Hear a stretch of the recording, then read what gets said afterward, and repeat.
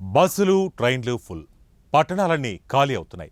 ముఖ్యంగా హైదరాబాద్, బెంగళూరు వంటి మెట్రో నగరాల్లో స్థిరపడిన తెలుగువారంతా సొంత ఊళ్లకు బయలుదేరుతున్నారు. ఇదంతా చూస్తుంటే సంక్రాంతి పండుగ గుర్తొస్తుంది కదూ. ఇప్పుడు కూడా పండుగే వస్తుంది.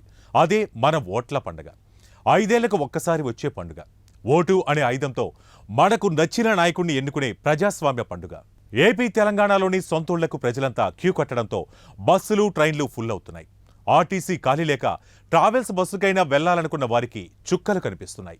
సంక్రాంతి, దసరా పండుగల సమయంలో ఉండే టికెట్ల ధరలు ఇప్పుడే కనిపిస్తున్నాయి.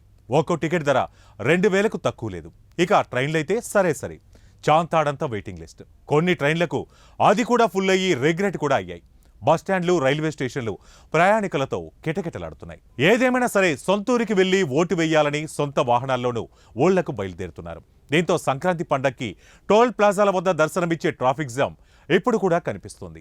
కిలోమీటర్ల మేర వాహనాలు నిలిచిపోతున్నాయి. కొందరు టికెట్ల ధరలు, వెయిటింగ్ లిస్టులు చూసి ఏం ఓటేస్తాంలే అని ఆగిపోతున్నారు. కానీ ఒక్క ఓటు మీ 5 ఏళ్ల జీవితాన్ని నిర్ణయిస్తుంది. ఈ ఒక్క ఓటే రాష్ట్ర భవిష్యత్తుకు దారి చూపిస్తుంది.